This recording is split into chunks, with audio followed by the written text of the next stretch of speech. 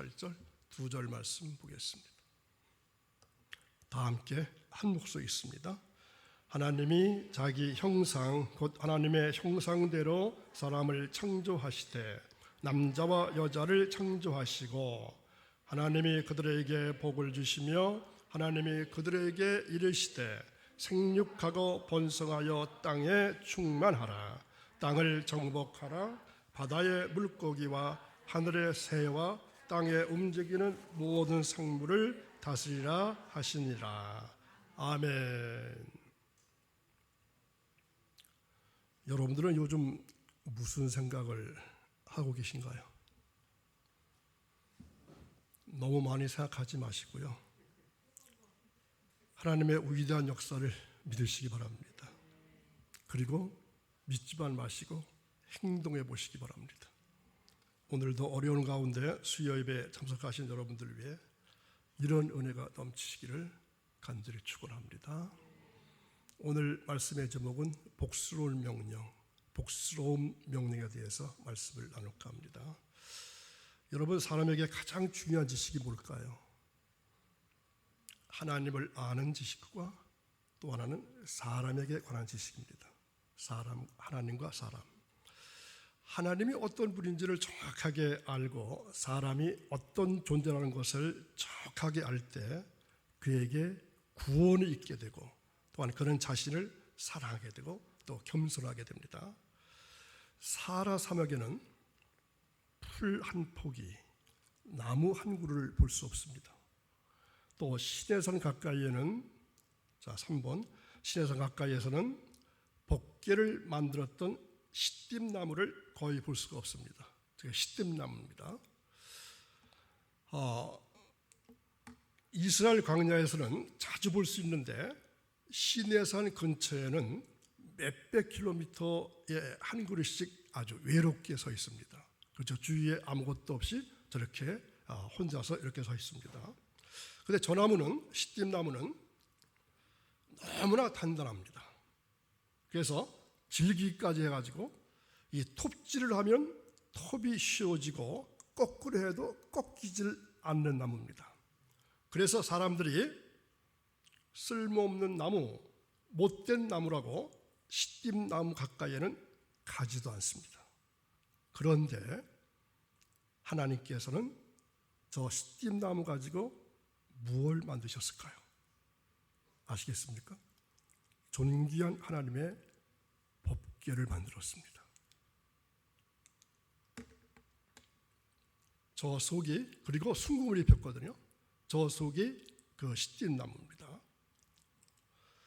자, 하나님의 말씀에 담기는 법궤를 사람들이 쓸모없다고 하는 시띠나무로 만들었습니다. 그리고는 순금을 입혔습니다. 자, 우리도 비슷하죠. 하나님을 떠났던 우리는 사막에 버려진 외로운 시띠나무처럼 쓸모없는 사람이었고 또 하나 죄인이었습니다. 그런데 하나님께서는 이 시띠나무와 같은 우리를 택하셔서 순금보다 더 귀한 믿음을 입혀주셨고 하나님의 성령을 담는 영적인 법궤로 삼아주셨습니다. 또 우리가 그리스도 밖에 있을 때는 하나님께서 보실 때 시띠나무처럼 또 쓸모없는 존재들이었습니다. 그런데 그리스도 안에 거하게 되면서 아주 보배롭고 존귀하고 사랑스러운 존재가 된 것입니다. 하나님의 마음에 쏙 들었던 사람이 있습니다. 하나님께서 그가 내 뜻을 다 행할 것이다 하신 대로 하나님의 뜻을 받들어 섬기고 살았던 사람입니다. 이 하나님의 명령대로 하나님을 의지하고 하나님의 뜻대로 살면 얼마나 큰 능력을 얻게 되고 형통하게 되고 평안하고 복스러운 삶을 산다는 것을 누구보다 잘 알았던 사람입니다. 누굴까요? 베들레헴에서 양치기 소년으로 지내다가 하나님의 부르심을 받아 이스라엘의 왕이 되었습니다. 40년 동안 이스라엘 왕을 지내고 이 세상을 떠날 때가 되었을 때 그의 사랑하는 아들 솔로몬에게 왕의 자리를 물려주고 잘 되고 또 잘 사는 방법을 가르쳐 주었습니다. 자, 그 말씀을 함께 읽어보겠습니다. 너는 내 하나님 여호와의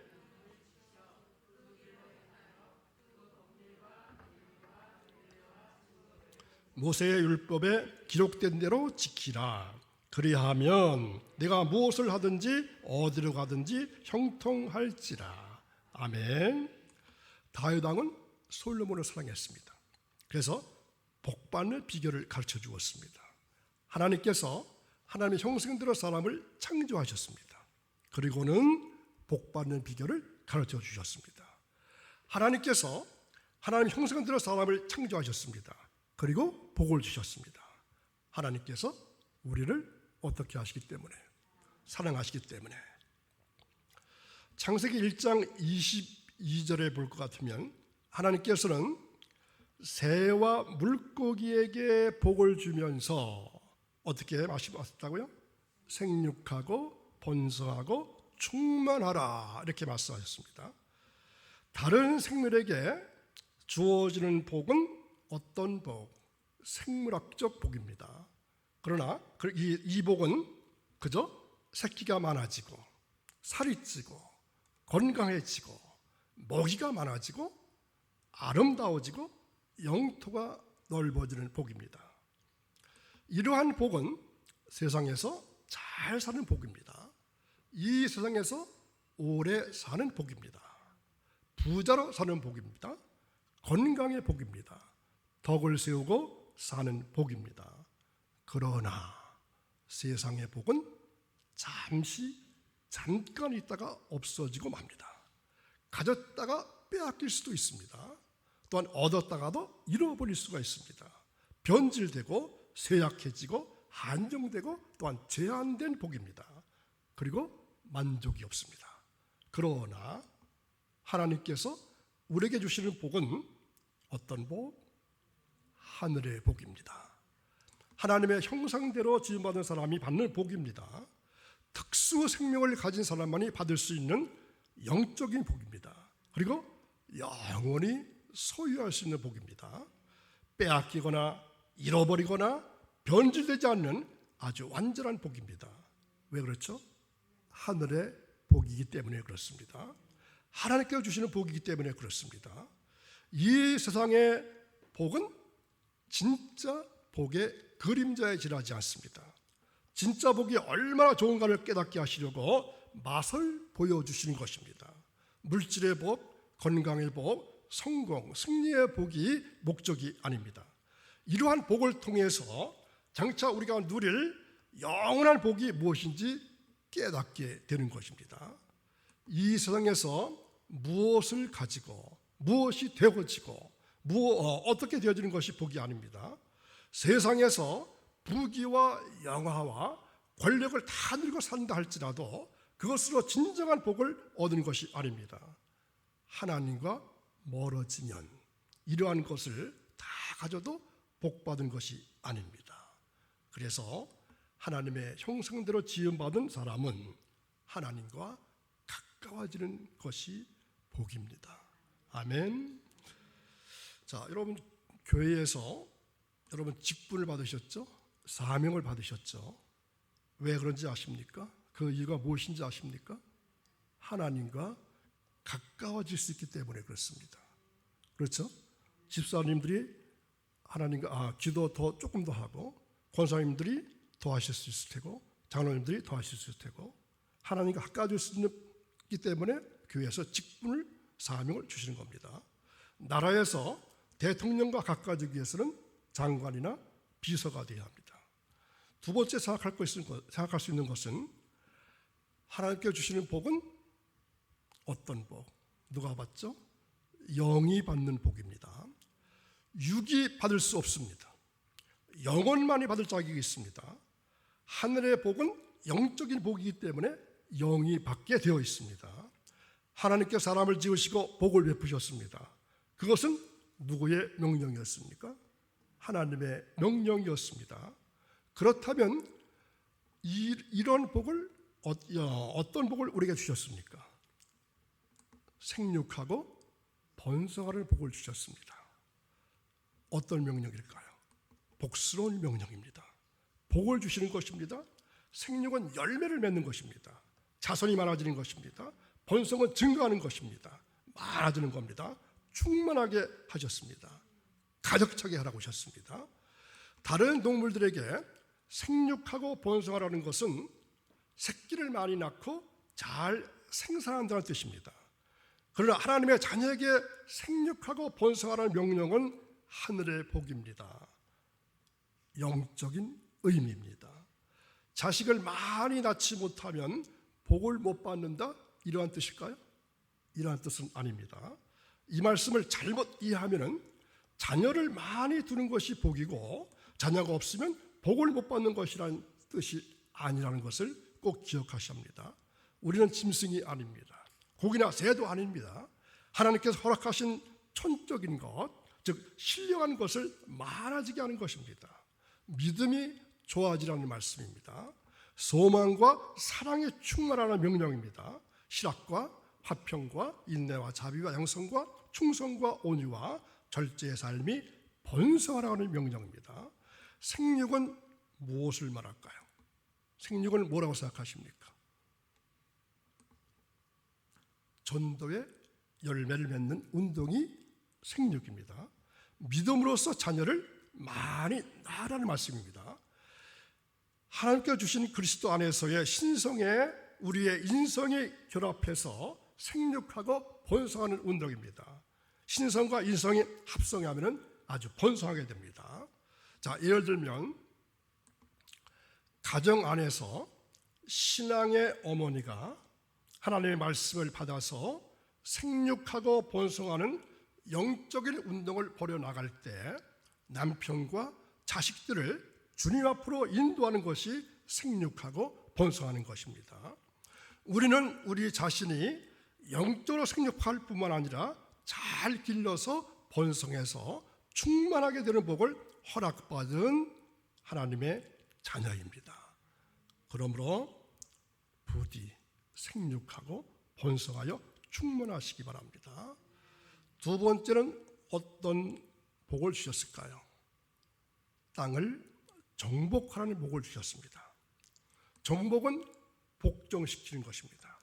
하나님께서 혼돈과 공허와 흑암 속에 빠져있던 땅과 같은 내 심령을 알지 못하고 잘못 알고 있던 우리를 진리로 정복하게 하셨습니다. 하나님 말씀에 복종하는 삶은 참으로 복받은 것입니다.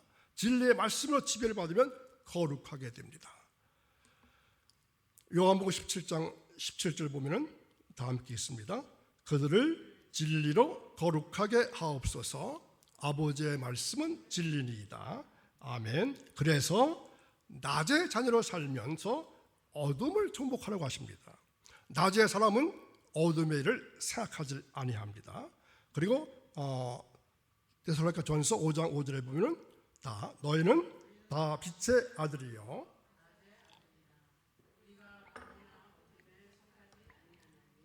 아멘. 예수 그리스도께서 나를 위해서 죽으시고 다시 살아나심을 바로 믿으면 낮의 아들입니다. 빛의 아들입니다. 빛이 있으면 어둠이 물러가게 되어 있습니다. 내 심령에 그리스도의 빛이 비치면 어둠의 세력이 물러간다는 것입니다. 세상은 밤으로 치닫고 있습니다. 자꾸 어두워갑니다. 사람들의 심령이 어두워갑니다. 왜 그럴까요? 빛 대신 주님을 등지고 있기 때문입니다. 예배 잘 안 드리고 기도가 게을러지고 말씀 읽지 않으면 어려움에 정복당한다는 것입니다. 그래서 어떻게 해서든지 하나님과 가까워져야 합니다. 낮의 자녀로 살아야 합니다. 성령님의 능력으로 죄와 악을 지배해야 합니다. 그리고 나의 못된 성질과 성품과 성격을 정복하라고 하는 것입니다. 빛의 요소가 다 내 안에 있습니다. 사람마다 자기의 성질이나 성품이나 성격을 개성으로 생각하고 고치려 하지 않습니다. 오히려 더 드러내고 생긴 대로 살겠다고 합니다. 그러나 하나님의 형상대로 지어받은 사람이라면 신의 성품에 참여해야 합니다. 베드로후서 1장 4절에 이런 말씀이 있습니다. 이로써 그 보배롭고 지극히 큰 약속을 우리에게 주사 이 약속으로 말미암아 너희가 정욕 때문에 세상에서 썩어질 것을 피하여 신성한 성품에 참여하는 자가 되게 하려 하셨느니라. 아멘. 하나님의 약속, 영원한 생명을 받은 사람은 세상에 썩어질 것을 피해서 신의 성품에 참여하는 자가 되어야 합니다. 내 성질, 내 성품, 내 성격을 진리의 말씀으로 정복해야 합니다. 예수 그리스도의 성품을 닮아서 온유하고 겸손해야 합니다. 이제는 다른 사람을 의식하고 상대방을 존중해주고 살아가는 성질과 성품, 성격이 되어야 합니다. 진리의 말씀으로 내 자신을 정복하는 복을 받으시기를 간절히 바랍니다. 그리고는 어떤 복을 주셨을까요? 다스리는 복을 주셨습니다. 하나님의 형상을 닮은 우리의 영이 육을 다스릴 수 있도록 복을 주셨습니다. 우리가 영으로 육의 성질을 죽이면 영과 육이 살게 됩니다.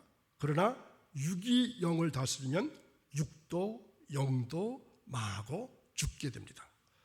나의 완악한 성품을 다스려서 우리 주 예수 그리스도의 성품으로 내 패역한 성격을 다스려서 주님의 완전한 인격으로 개조할 수 있는 권세를 주신 것이 축복입니다. 내 못된 성질을 다스려서 하나님의 성품이 되어 가도록 내 영은 이미 복을 받았다는 뜻입니다. 모든 인간에게는 사자같이 포악한 성질, 여우같이 교활한 성품, 미꾸라지나 뱀과 같이 번들번들하고 싹싹 빠져나가는 성격이 다 있다고 합니다. 여기 해당되는 분 안 계신가요? 나는 그렇지 않습니다. 그런 분 계세요? 잘 생각해 보십시오. 반드시 있게 되어 있습니다. 이러한 성질과 성품과 성격을 하나님 말씀을 받아서 다스리고 정복할 수 있는 권한을 복으로 주셨다는 것 사실을 알으시기 바랍니다. 생육하고 번성하고 정복하고 다스리는 일은 누구의 부담성? 내 부담성입니다. 대신 다른 사람이 해줄 수가 없습니다. 내가 이루어가야 할 상급 구원입니다. 그래서 기독교는 철저하게 개인 구원이고 또한 상급도 나 혼자서 쌓아야지 아무리 믿음 좋은 아내가 믿음 좋은 남편이 자식이 만들어줄 수가 없습니다. 자, 학생이 부모님의 은혜로 상급 학교에 진학하게 되었습니다. 이것은 큰 복입니다. 그럼 어떻게 될까요? 열심히 공부하고 훌륭한 인물이 되라고 하는 것은 복스러운 명령입니다. 이제 학교 생활을 통해서 그 학생은 실력을 향상시켜야 되고 인격을 올바르게 형성하는 것은 누구 책임? 학생이 부담할 책임입니다. 우리의 가정, 부모, 시부모, 처가, 장인, 장모, 직장, 사업, 교회가 모두 하나님께서 우리에게 생육하고 번성하며 정복하고 다스리는 복스러운 명령을 실행하면서 구원을 이뤄갈 축복의 장소입니다. 세상 만물을 인간에게 복종시키고 그것들을 포악한 짐승까지라도 다스릴 수 있는 것은 하나님께서 그 모든 것들을 인간에게 복종하게 하고 인간으로 지배할 수 있도록 인도해 주신 것입니다. 하나님께서 그렇게 창조해 주셨습니다. 그러므로 우리는 하나님의 말씀은 능치 못함이 없는 줄 알고 말씀에 따라서 신령한 일들에 더욱더 생육하고 열매를 맺으면서 번성해지기를 바랍니다.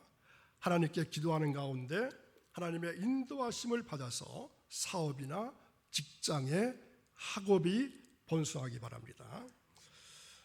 제가 말레이시아에서 이 한인교회를 담임 목회하고 있을 때 우리나라에 이상한 열풍이 불었던 적이 있었습니다. 엄청난 이상한 불이었습니다. 서울 강남 지역에서 시작된 애국어 조기 열풍이 불어서 영어는 기본이고 중국어는 선택이라고 해서 나이 어린 자녀들을 한 달에 100만 원이 넘는 교육비를 지출했는데 이러한 현상이 강부로 그리고 전국으로 번졌던 적이 있었죠. 그런데 그 열풍은 사실 일본에서 먼저 일어났었습니다. 약 50년 전에 일본에서 초등학생들을 미국 유학 보낸다고 떠들썩하더니 우리나라에서도 아직 부모의 사랑을 받고 어리광을 부려야 할 어린이들이 미국으로, 캐나다로, 호주로, 동남아로 내보내고 있습니다. 제가 있던 쿠알라룸푸르에서 얼마 안 되는 바로 그 인근이었었는데 제가 있던 교회에서 차로 타고 한 10분 정도 가면은 국제학교가 있었거든요. 이 세이포이라고 하는 국제학교가 있었는데 그 학교의 어느 반은 한국 학생이 70~80%가 됩니다. 어떻게 되는 거죠? 한국 학교랑 거의 비슷합니다. 그래서 거기서 뭘 배울 수 있겠습니까? 영어를 배울 수 있을까요? 중국어를 배울 수 있을까요? 공부 잘하고 외국어 잘해서 무엇을 하겠다는 것이죠? 돈을 벌고 출세하기 위해서일까요? 돈을 많이 벌었다고 성공한 것일까요? 이것은 참으로 위대한 착각입니다. 엄청난 실수입니다. 돈이 없으면 물론 불편합니다. 또 어려울 때도 있습니다. 그러나 돈이 많다고 해서 행복하지는 않습니다. 돈이 없어도 행복할 수 있습니다. 출세하지 않아도 인생은 의미 있게 살 수 있습니다. 과외 공부 못해서 좋은 학교 못 들어가도 사람이 바로 돼야 합니다. 그래서 이 교육에 있어서 어찌 보면 누가 문제일까요? 누가 문제일까요? 우리 교회는 그런 분 안 계신가 보죠. 어찌 보면 부모가 문제입니다. 옛날 우리 부모들은 공부하라는 말보다는 무엇이 먼저 되라? 사람이 되라고 했었습니다. 제가 초등학교 3학년 때 담임선생님한테 배운 말이 있습니다. 자, 함께 해볼까요? 사람이면 사람이냐?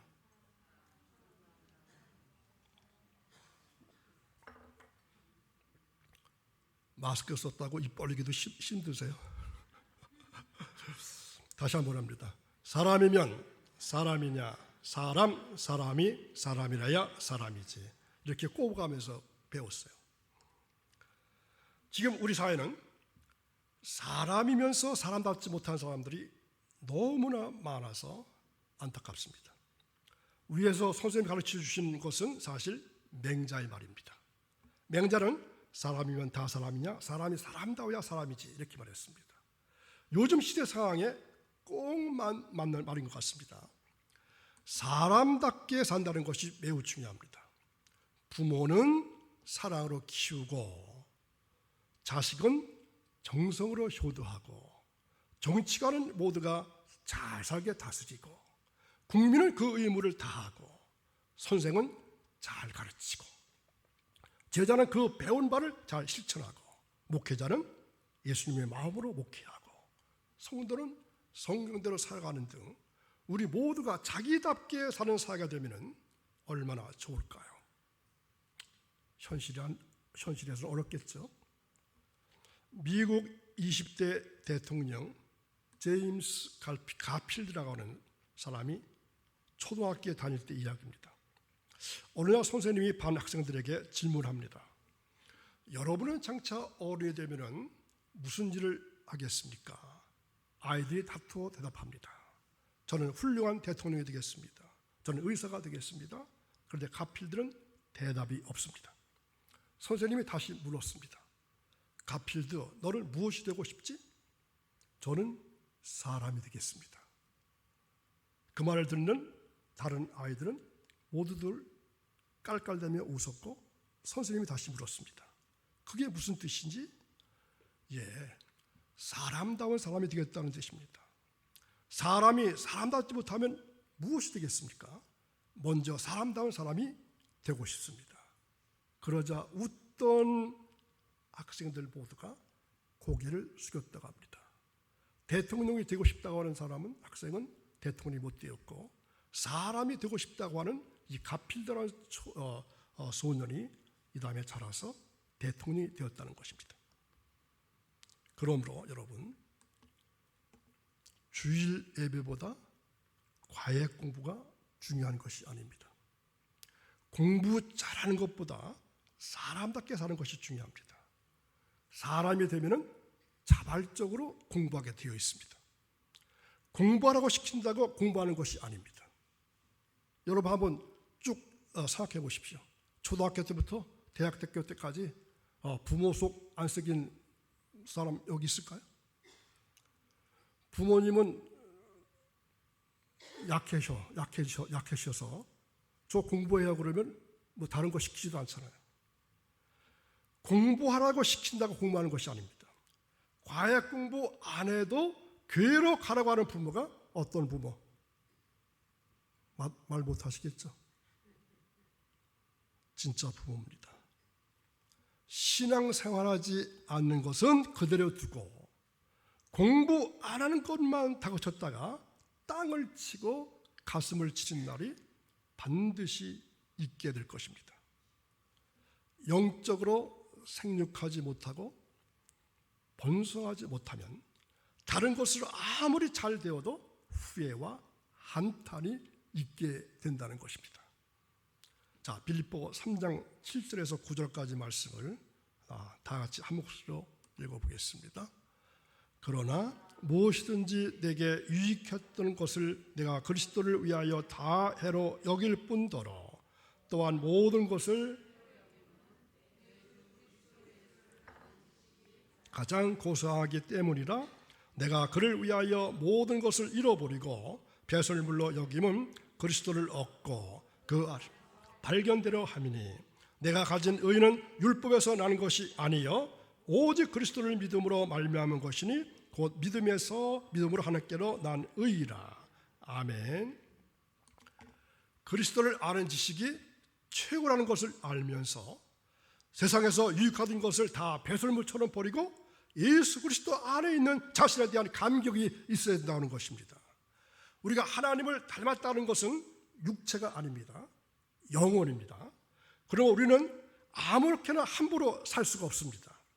내 못된 성질, 내 못된 성품, 내 못된 성격을 정복하고 다스려서 하나님의 자녀답게 살아가야 합니다. 그리스도인은 다른 사람이 상대방인 나에게 어떻게 하느냐에 따라서 내 태도를 결정해서는 안 됩니다. 우리는 우리가 해야 할 도리를 하면 됩니다. 그것이 나를 정복하고 나를 다스리는 일입니다. 예수님은 조금 있으면 예수님을 팔려 나갈 가롯 유다의 발도 씻겨주셨습니다. 예수 그리스도께서는 십자가에 자신을 못 박은 자들을 용서해 주도록 하나님께 기도드렸습니다.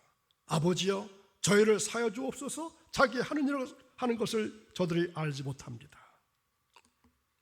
성령과 지혜가 충만했던 스데반 집사는 자기를 죽이려고 달려드는 유대 사람들을 위해서 주여 이 죄를 저들에게 돌리지 마옵소서 이렇게 기도했습니다. 우리가 영적으로 생육하고 번성하면 하나님의 진리의 말씀에 정복되게 되고 다스림을 받으면서 새로운 인격체로 새 사람이 되는 것입니다. 그러므로 마음이 평안해집니다. 풍성하게 됩니다. 담대하게 됩니다. 누굴까요? 보지도 못하고 듣지도 못하고 말하지도 못하게 된 헬렌 켈러는 그의 일기에 이렇게 적어 놓았습니다. 자, 헬렌 켈러의 어느 일기입니다. 어느 날 우리는 우물 근처에 산책을 나갔다. 누군가가 우물에서 물을 퍼올렸고 갑자기 선생님은 내 손등에 물을 부으셨다. 차가운 물이 쏟아져 내린다. 또 붓고 붓는다. 그런데 선생님은 나의 다른 손등에 무엇라고 쓰고 계신다? 한 번은 천천히 쓰고 그 다음은 빠르게 쓰신다. 나는 당황했다. 도대체 무엇을 알리는 것일까? 선생님 같은 동작을 반복하셨다. 나로 내 손등에 느껴지는 손가락의 움직임에 정신을 집중했다. 갑자기 무엇인가 오랫동안 잊고 있었던 삶의 기쁨이 되살아난 듯한 느낌이 들었다. 이거로구나. 언어다, 말이다, 물이다. 손에 쏟아지는 그 시원한 것이 물이로구나. 그 살아있는 단어가 나의 죽은 영혼을 깨웠다. 나에게 빛을 주었다. 삶의 기쁨과 희망을 안겨주었다. 나에게 자유와 해방을 주었다. 나는 언어를 찾았다.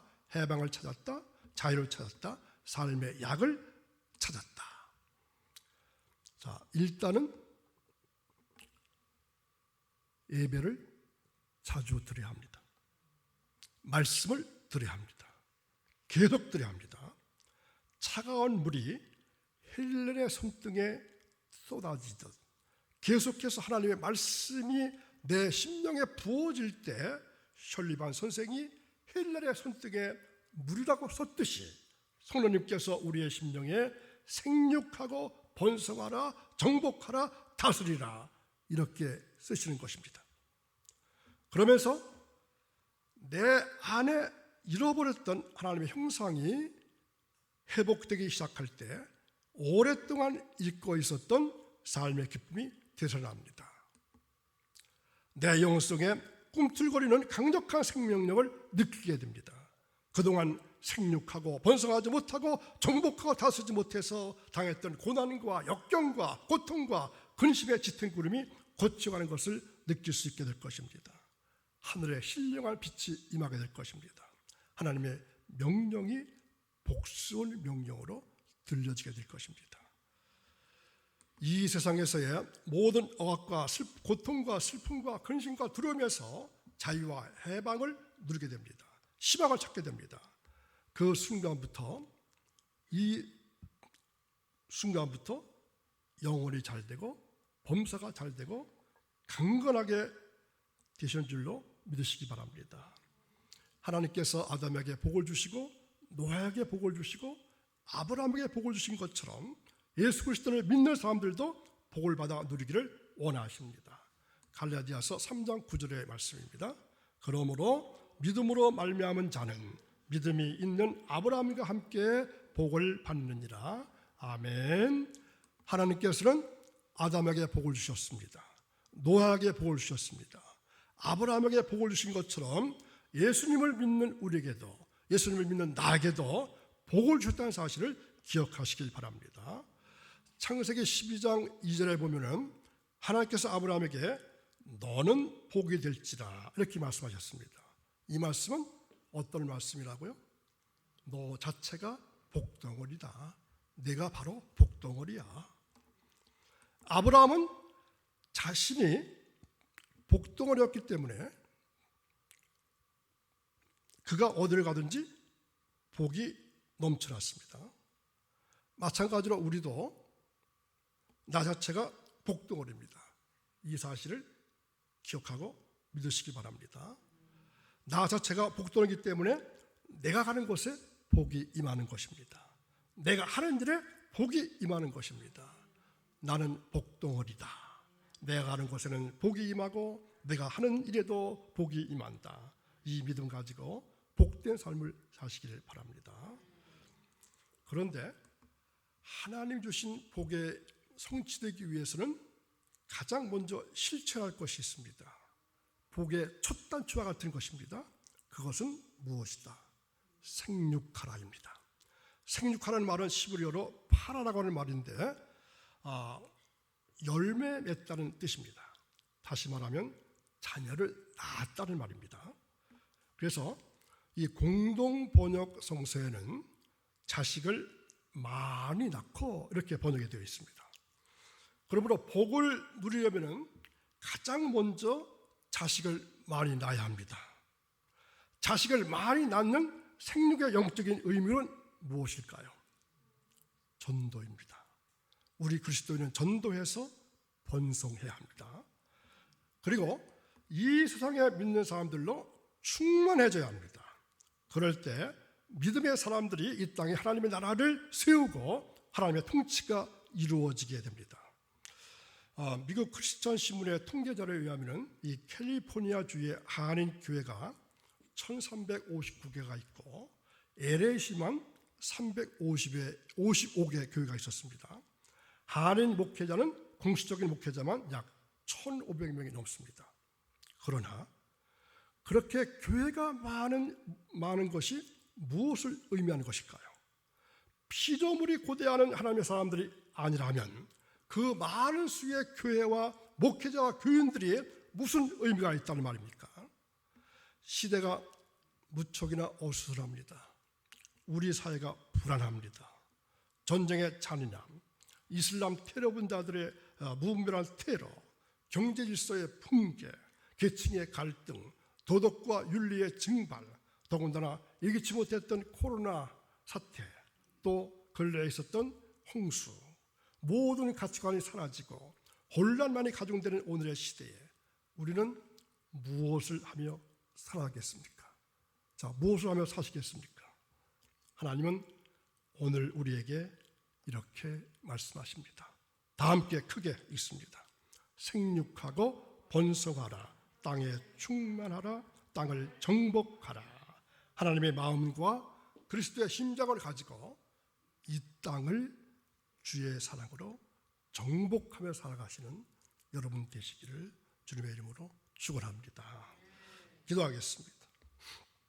거룩하신 하나님 아버지, 생육하고 번성하라, 땅에 충만하라, 땅을 정복하라는 말씀을 들었습니다.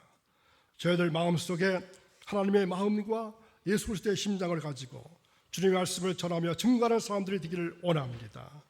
번성하기 위해서는 전도의 삶을 살아야 한다는 사실을 분명히 알게 해주셔서 전도의 삶을 살아가는 생명나무 교회 지체들이 되기를 원합니다. 그래서 날마다 구원받는 백성들이 우리 생명나무 교회에서 일어나게 하옵소서. 홍수로 말미암아 어려움을 겪고 있는 백성들을 위로해 주시고 복구 현장에도 하나님 함께해 주옵소서. 감사하며 예수님의 이름으로 기도하옵나이다.